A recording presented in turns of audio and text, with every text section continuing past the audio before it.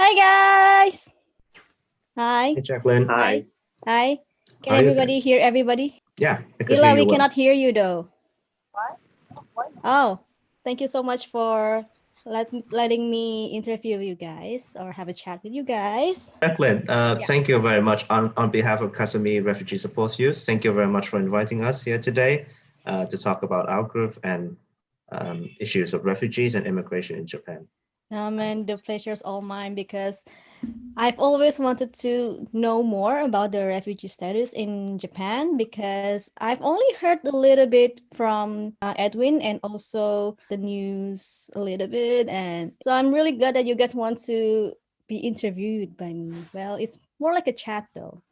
So before I ask you more about the refugee status, can you guys introduce yourself first, maybe? Okay, Jay, please do the honor. Okay, so my name is my real name is Fan Guangyong, but most people just call me Jay because it's a pain to pronounce that name. I'm a fourth year international relations major at Tokyo International University, and I'm part of the administration team at at Kasumi Refugee Support Youth. And what I do, my job is to ensure the day-to-day activity of everyone. So I organize meeting, I took notes, I conduct polling to kind of keep everyone together. And I have been with Kasumi Refugee Support Youth since the very beginning. Hey, hi everyone. My name is Ilaria, and I'm from Italy, and I'm currently a master student of international relations at Ritsumeikan University in Kyoto. And I'm actually quite new of the group. I joined just last month. And right now I'm in two teams, which are communication team and content team. In communication team, I mostly manage the LinkedIn page of the group. And in content team, I mostly write original articles, and sometimes if it happens, I do some translation from Japanese to English. So, hi everyone. So first of all, I'm a fourth year undergraduate at Tokyo International University, majoring. It's called English communication, but I would say linguistics.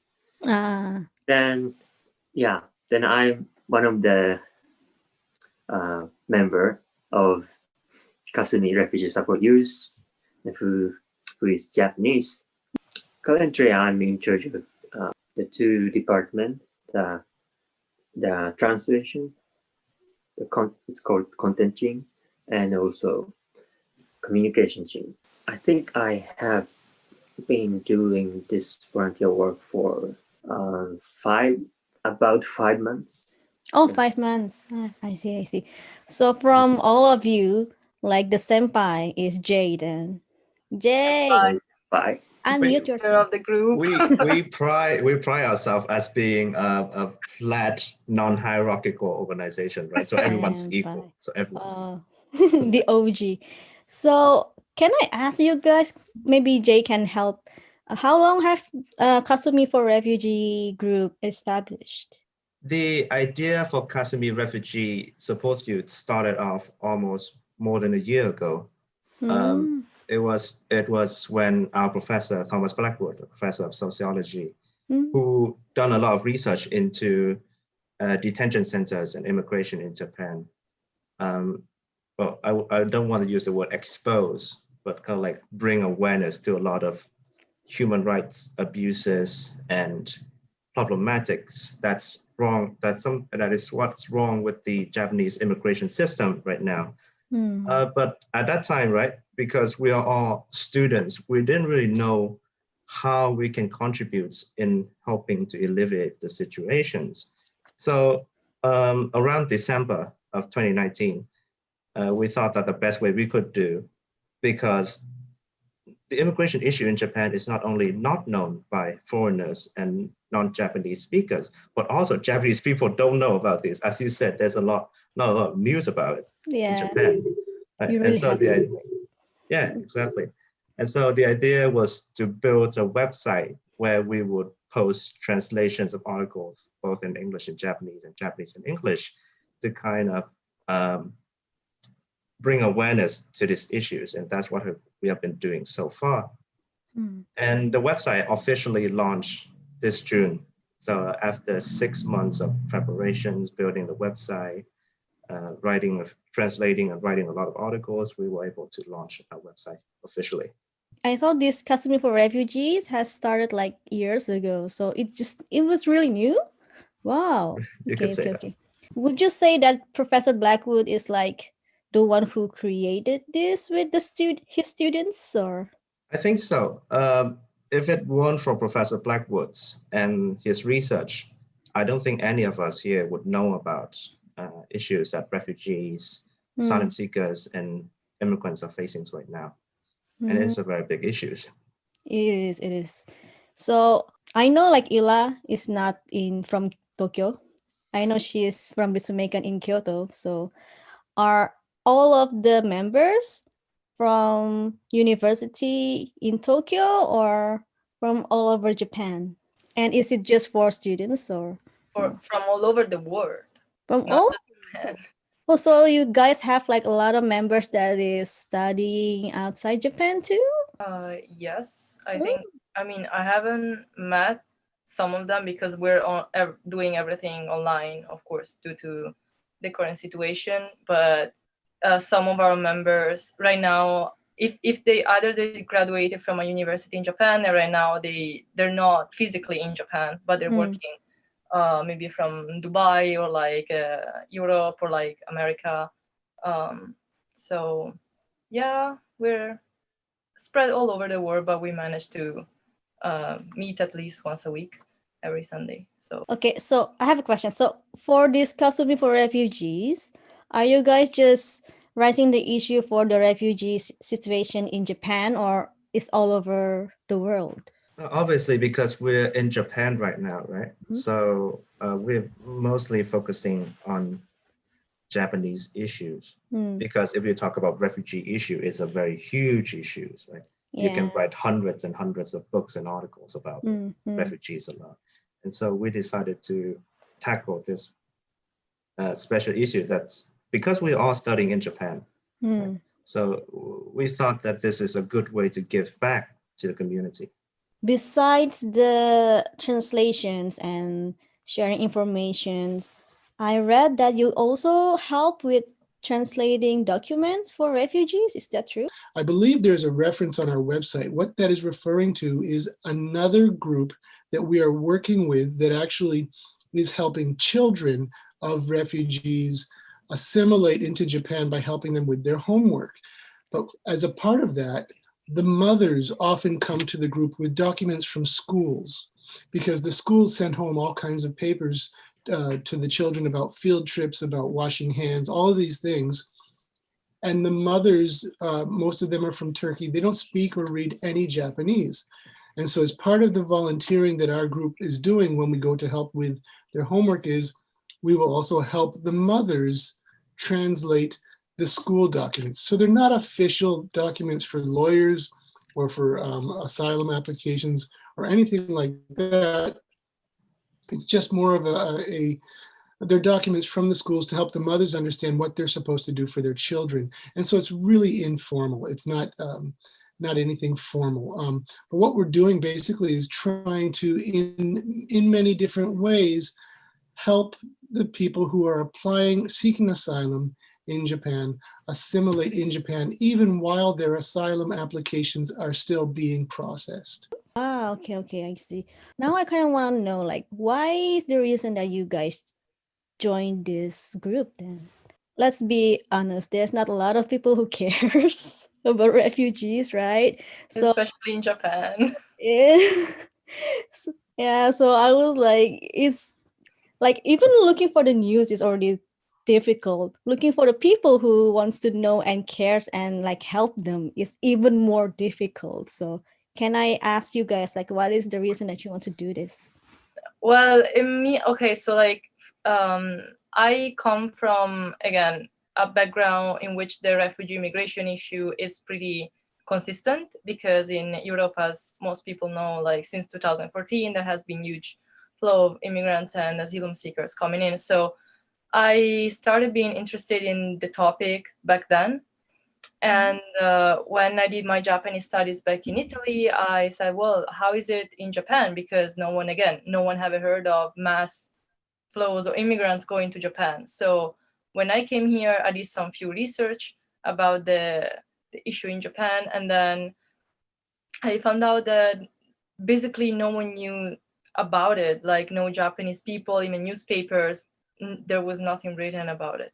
So then I decided to keep searching on this topic during my graduate studies.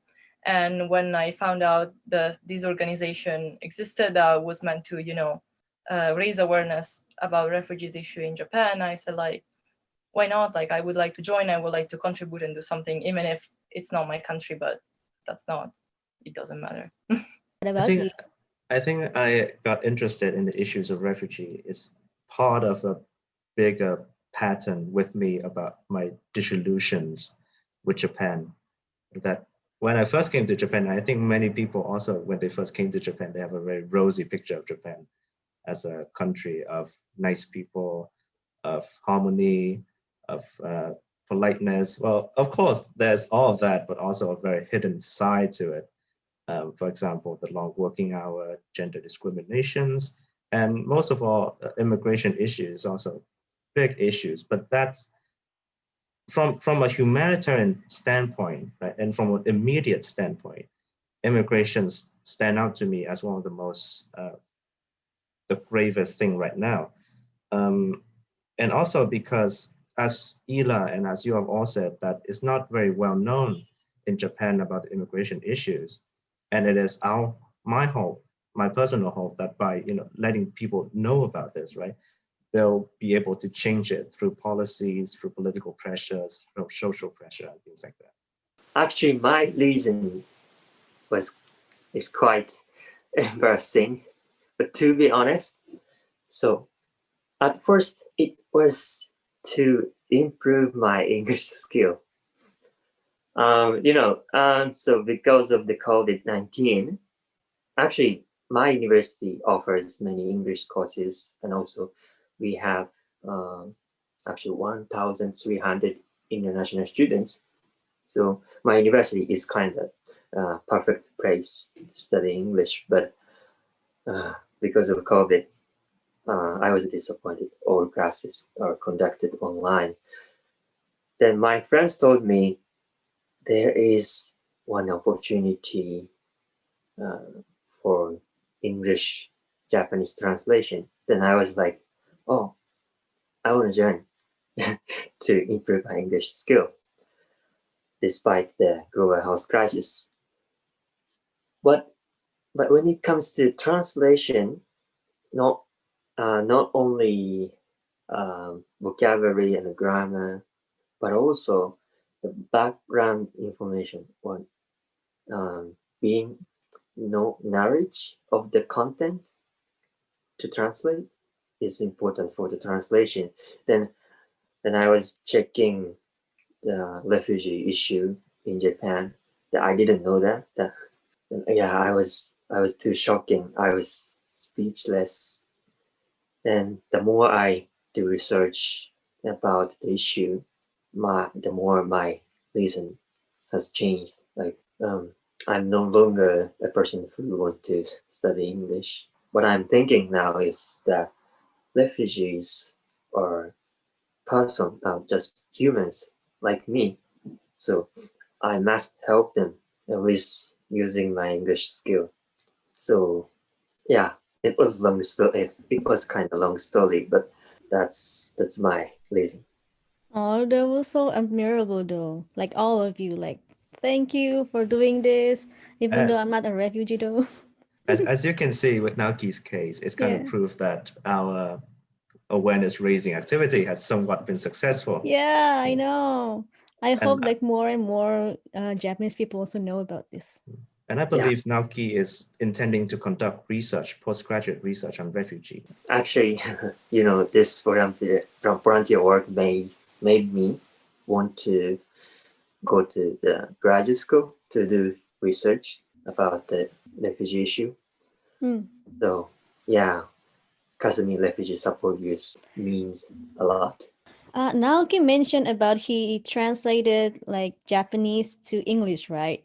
So, what kind of documents were you translating? Is it like a research or maybe like a news, maybe? Or Yes, so one of them is news articles. Actually, some news agency are creating articles about this issue. Actually, then first of all, we need to ask permissions from them regarding Mm, copyright issue. Then if you get the permission, start translating, then we can upload it on our website. In Japan, there are some organizations or volunteer work that they are also thinking about this issue and doing volunteer work or helping them, detainees, the refugees. Those kind of uh, organization also creating articles or some kind of reports and documents. Then we have we also translate them. can I ask like how many Japanese and Japanese English speakers are in the group? That's a good question. Actually, not many, not Not many. many. Well, I Yeah. wouldn't say that, Naoki. We have almost 10 people, 10 Japanese member in our group. So Oh, that's like yeah. almost half the group already. Like Oh, so there's like around 20 yeah. members. Especially this week, many people have joined. Now, speaking of members, is it possible for maybe like a not non-students to join your group, or maybe people from other countries to join your group?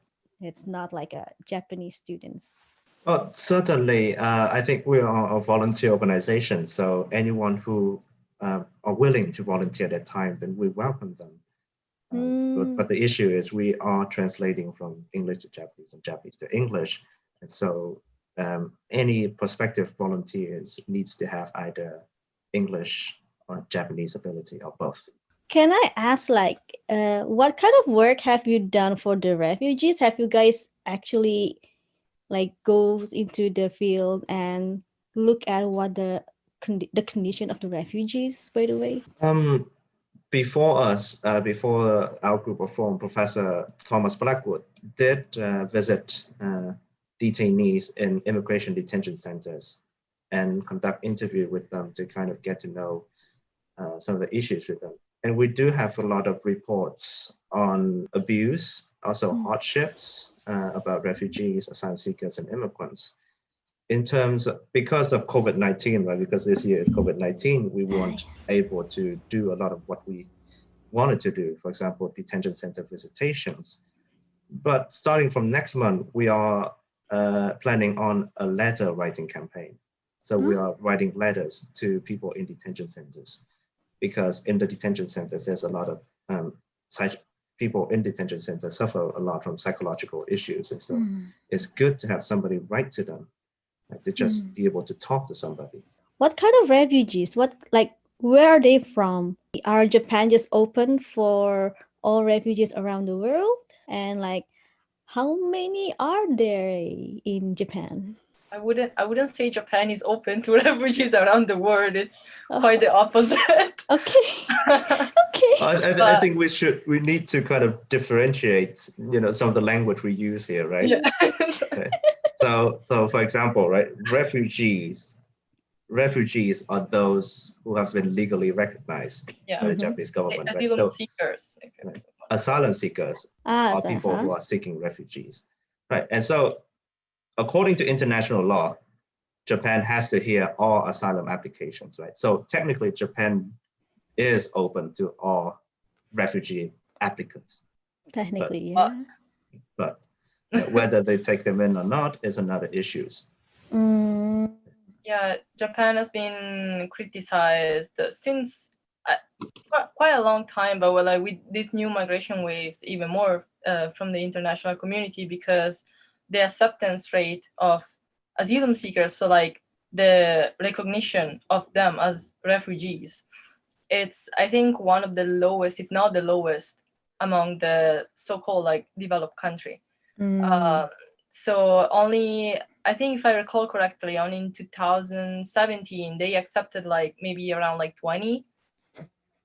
Oh, wow. Which, if you compare with other like big countries like economically like developed country, if you want to call it that way, around the world, like it's basically nothing. And I think even my it, country has more refugees. yeah, definitely. And it's what the defense that the Japanese government, that Japan used, was like, oh, but we are like the first or the second only to United States in terms of donation to the UNHCR, like the UN High Commission for Refugees. But that it's one thing is giving money, the other thing is like actually taking Helping. these people and like integrating them into society and like giving them a possibility to start a new life. So yeah, this policy I don't think has been changed that much in these past few years. I don't know, maybe Jay or Naoki know more about it, but that's what I know. No, that's correct. That's basically the gist of it, Ila. In terms of hard number, since according to the United Nations High Commissioner for Refugees, since around up until last year's, Japan has 1,732 refugees plus people on humanitarian visas. So that's a different thing. Humanitarian visa is a different thing than refugee status. Refugee status means that the Japanese government has deemed you to be consistent with the with the conventions on refugees, the 1951 conventions on refugees, right?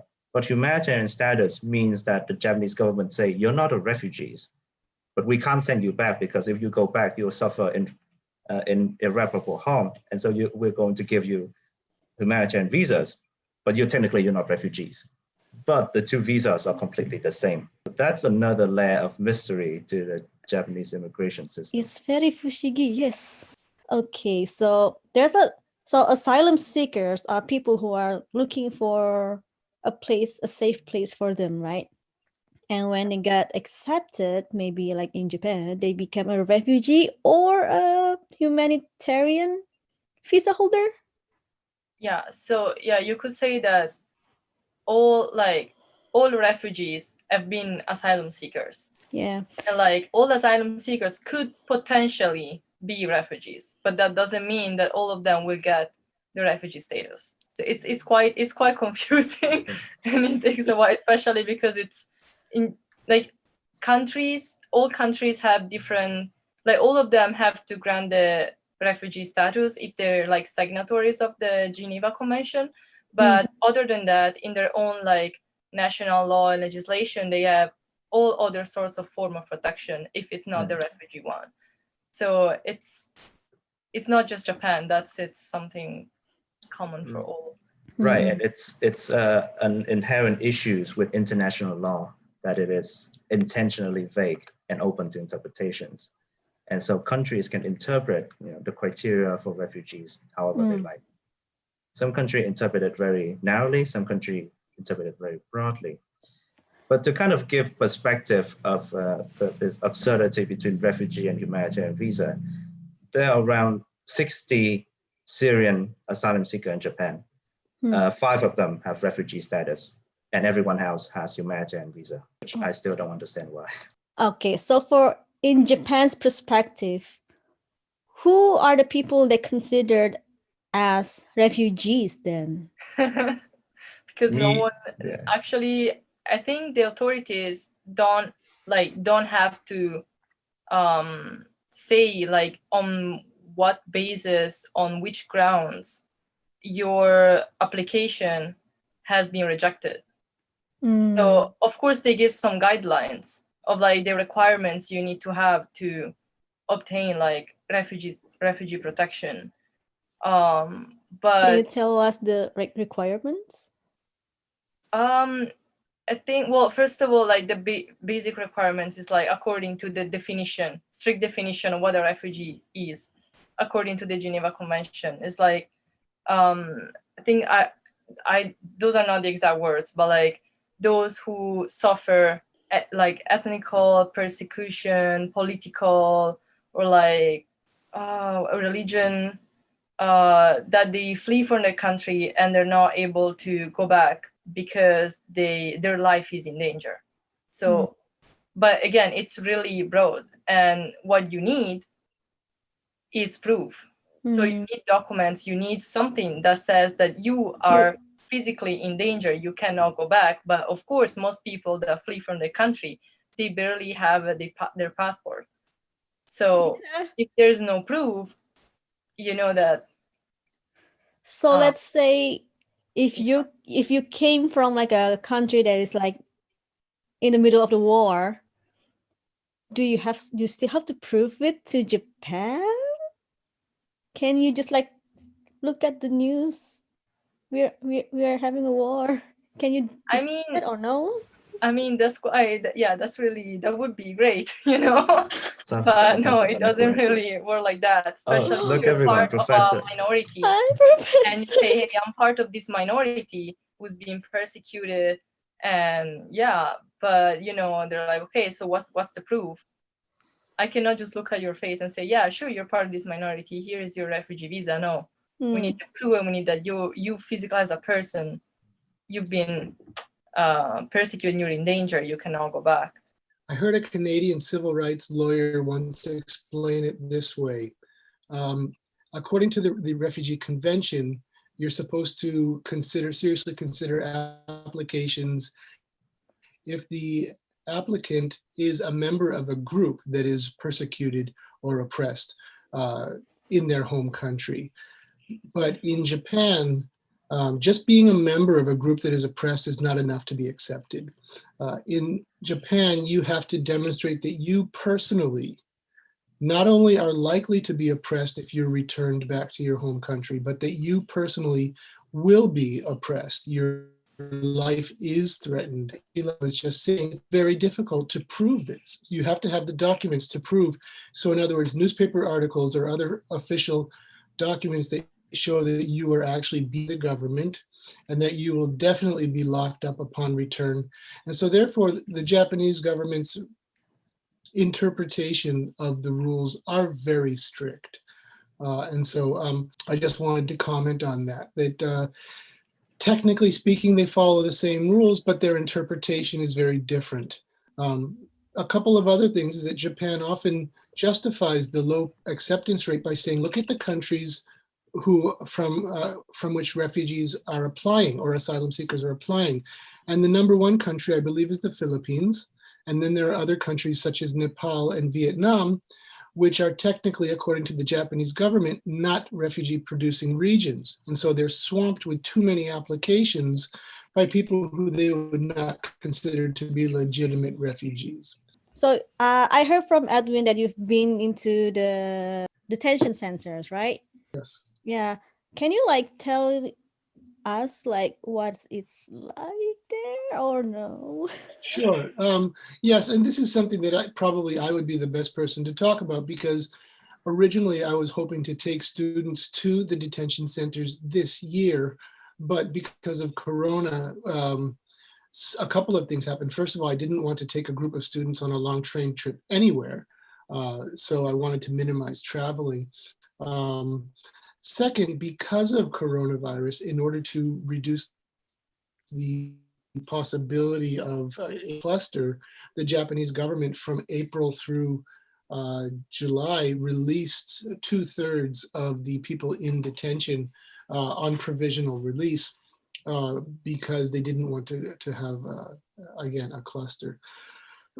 But from 2016 until 2019, I regularly visited people in detention in the long-term detention center. Japan has 17 detention centers for irregular migrants. Um, but in 2000, but one of the detention centers that I visit is a long-term detention center where people who basically are given deportation orders, but they refuse to leave. Um, so I started visiting in 2016, and basically, um, I don't know what you would like to. Would you like to know the details about visiting somebody in Yeah, detention, like how, or? Why did they Yeah. have detention How centers? did you get the permission to visit them? And also, like, what are the common, maybe, crime that they do that to Right. That's a good question. Right. So the first is, how do you get permission to visit? Well, the only way you can visit somebody in detention is if you know their exact name, spelling, and you know the country that they're from, and if possible, you know the block that they're in within the building. How did I get this information? I actually joined a non-governmental organization that has been visiting people in detention for decades.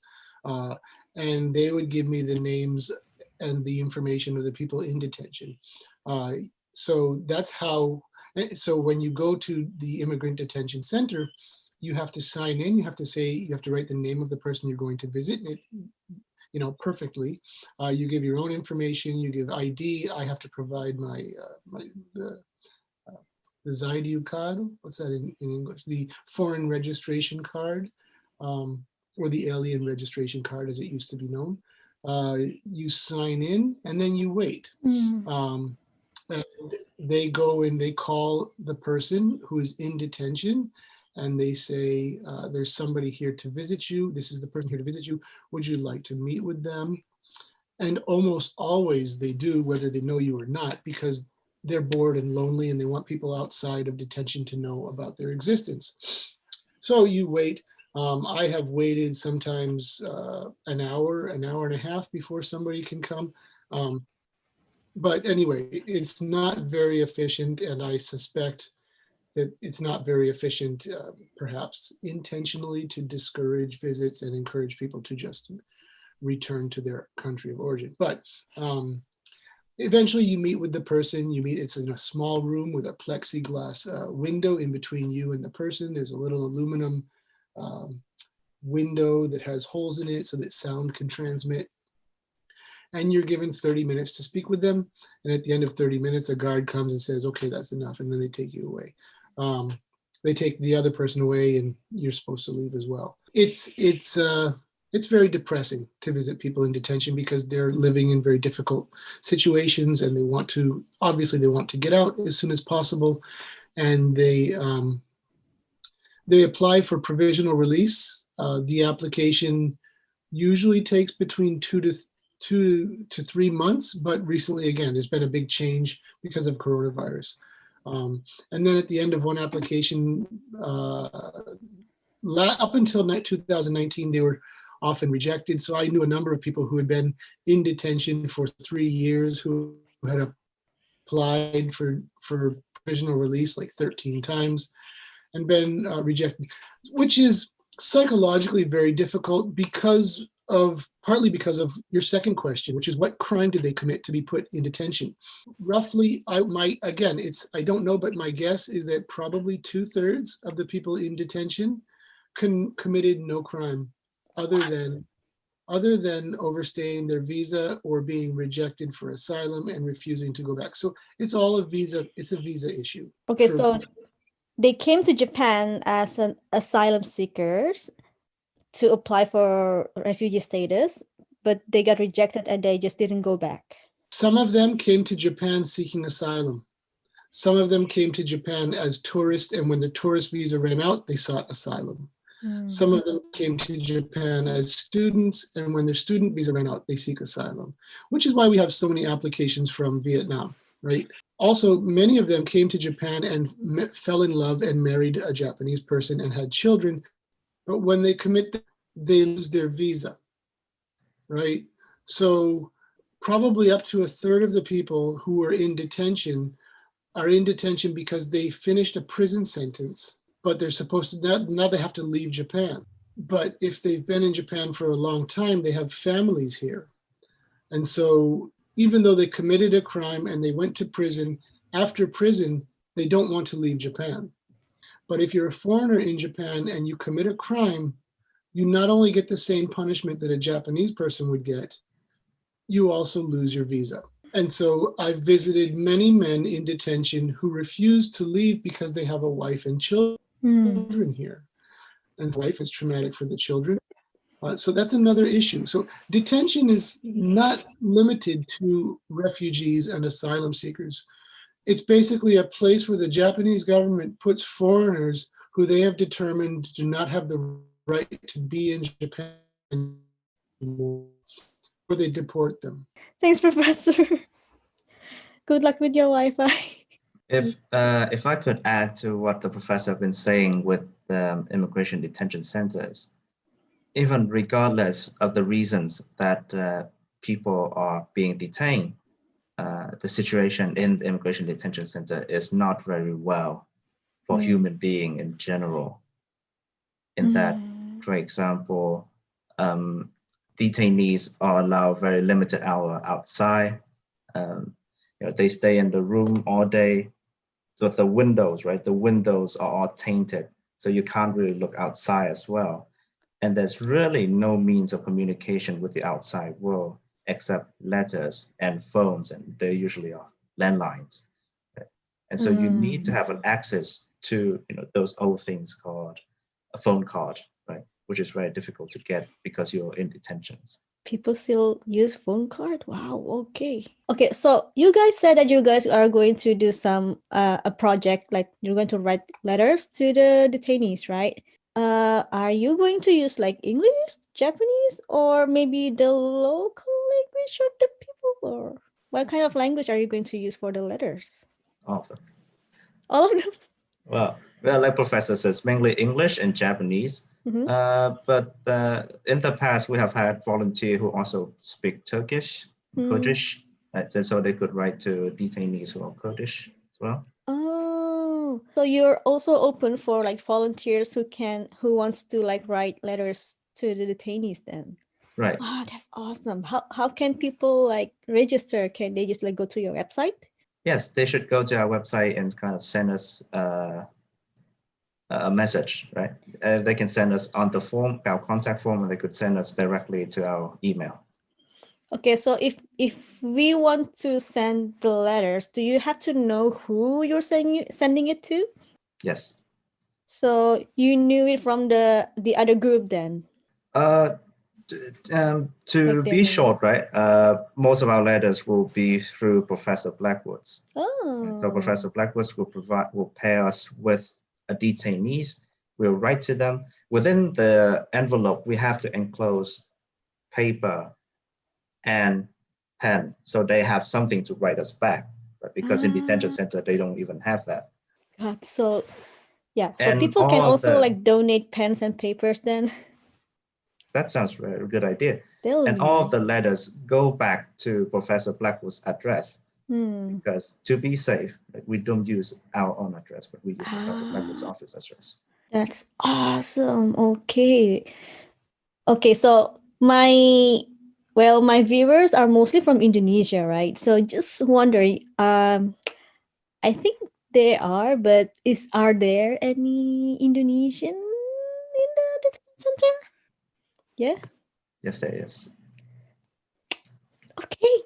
So yeah, my viewers, if you want to write any letters for the Indonesian in the detention centers, let me know. Yeah. Right now, the number of detainees has greatly reduced. So most of the detainees that the contact information that I have right now are from Africa and Iran. So what we need more men to write letters, because we ask that people write letters to people of the same sex to avoid kind of confusion. And there are many more men who are detained than women. So it's easier to find people to write letters to women because there are fewer women. But yes, I don't know detainees from Indonesia right now, but there have been in the past. I know that there are detainees from Sri Lanka quite a bit. And I'm in touch with people who regularly visit the centers and can give me names. Okay, so men, please write letters for the other men. So what kind of like things you say in the letters though? Like, how are you? The letter is called now. I have a template for the first letter that I share with my students. However, again, if you wish to write letters, we're not just recruiting just anybody to write letters, because we have no way to determine who is a sociopath or a psychopath.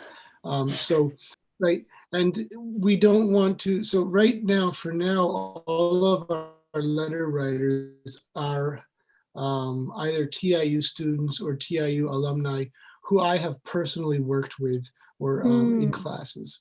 So just a general recruit. I can't introduce people who I don't know to write letters. So I would say probably that's not the best way to do it. Right now, we're trying to help.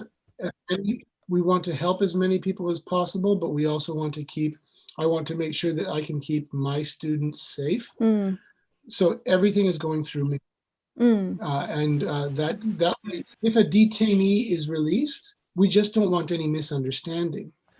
Sometimes if you do something nice for somebody, they think that they can ask you for more favors, which is, it's not a bad thing. It's human nature, but I don't want anybody getting out on detention who needs somebody to be their supporter, to be, to let them stay at their house.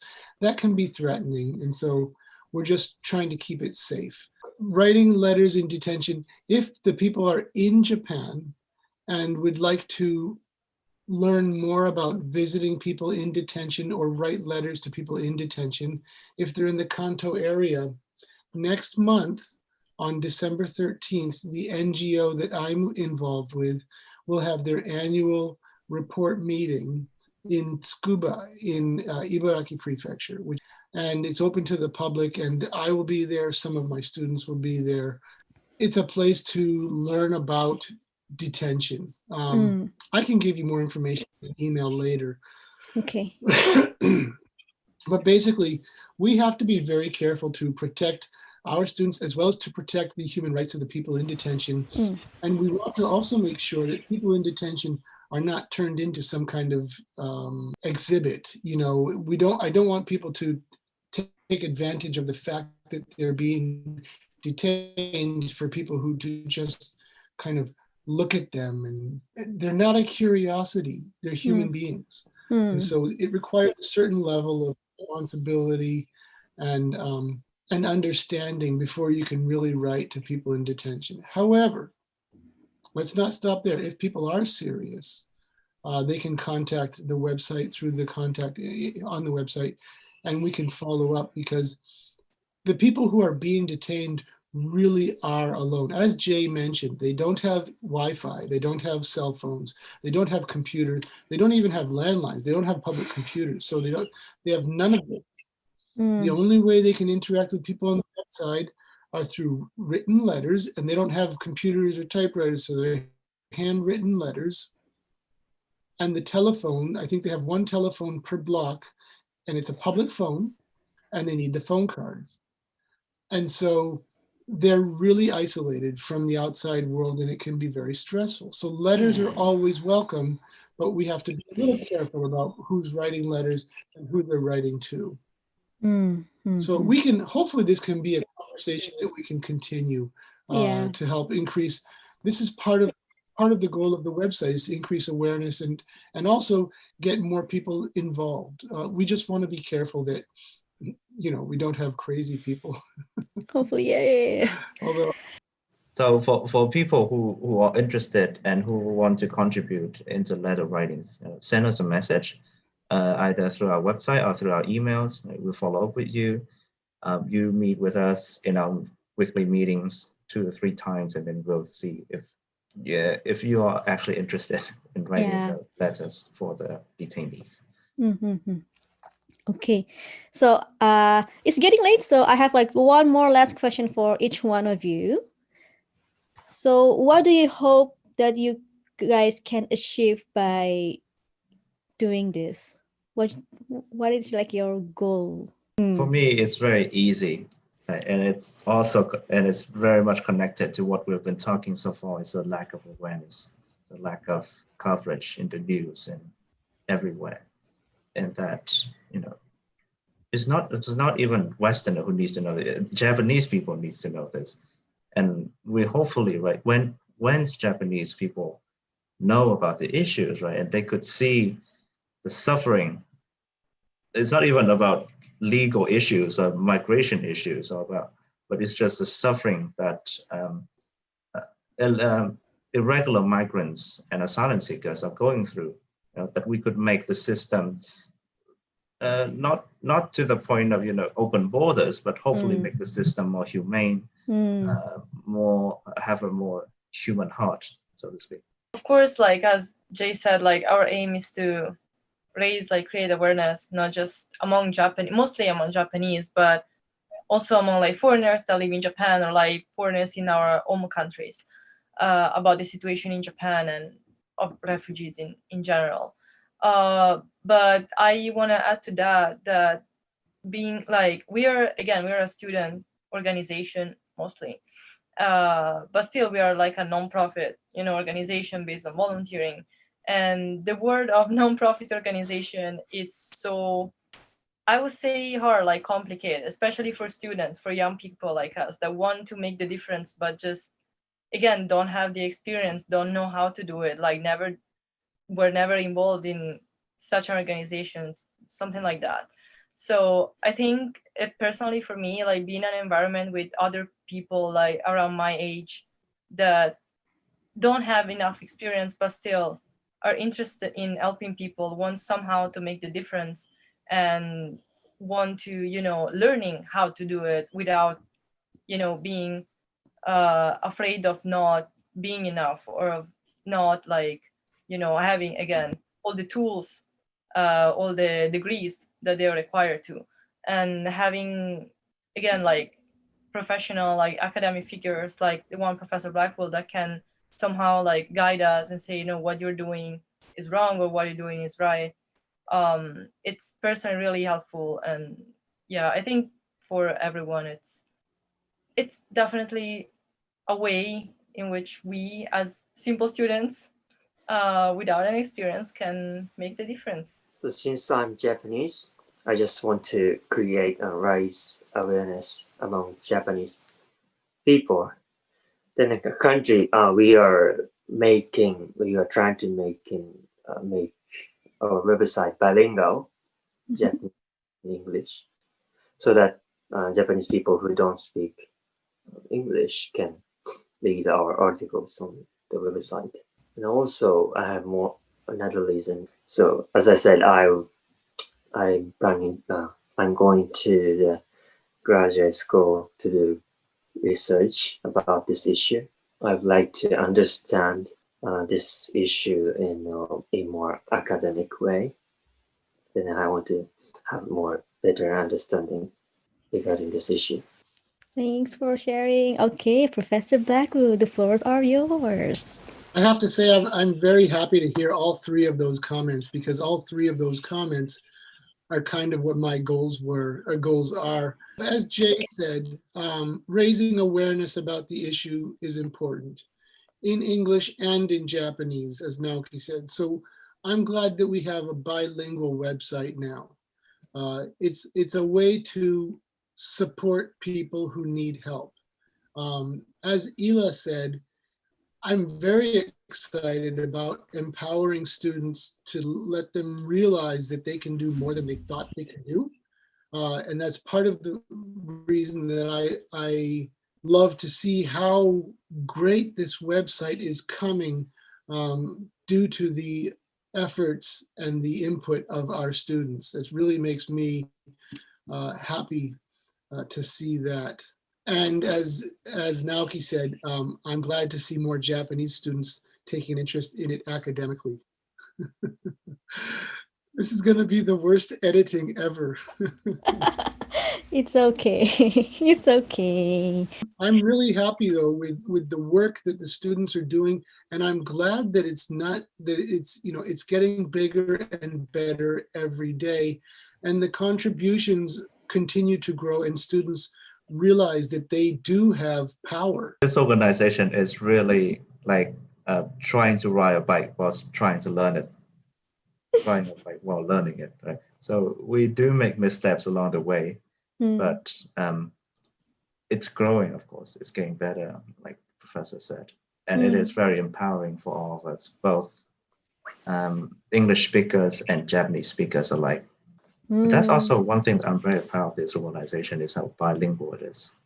Yeah, there's a lot of people from a lot of countries too, like Southeast Asian, Europeans, other Asians, Americans. Yes. So it's like it's awesome. Ah, okay, so before I let you go, can you guys tell me, is there anything else that you want to plug in, like maybe your social media? So you have a website, right? And then a Facebook group, and Instagram, then Instagram. Do you have Twitter, Twitter? Twitter. Twitter, and LinkedIn? And just to give credits, right? On our Instagram and Facebook, Twitter, and LinkedIn, our communication team also posts regularly Yeah. about immigration issue outside of Japan as well as inside of Japan, right? And Yeah. they have for example, we have a recent book list on our social media website, a list of books and movies about refugee issues. So check that out.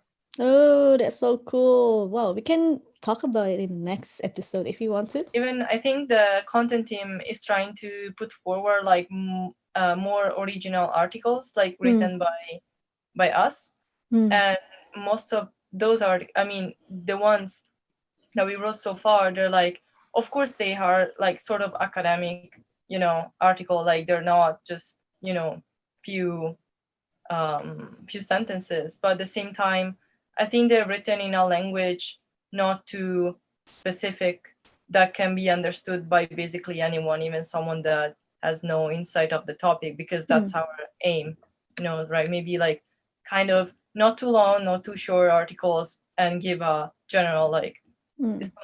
sometimes general, sometimes specific Mm. overview of specific topics. So check that out. Yay, ganbatte. It's going to be all in your website, right? Yes. So thank you so much everybody for like letting me talk to you guys. I really learned a lot today. And Thank wow, you for having us. there are so many things that just blew my mind. I want to talk more, but I know we shouldn't because it's already late and I have work tomorrow. So again, thank you so much for coming and for sharing your thoughts and your stories. See you maybe in the next episode. Bye. Thank you for having us. Thank you for having us. Bye See you. Bye. bye.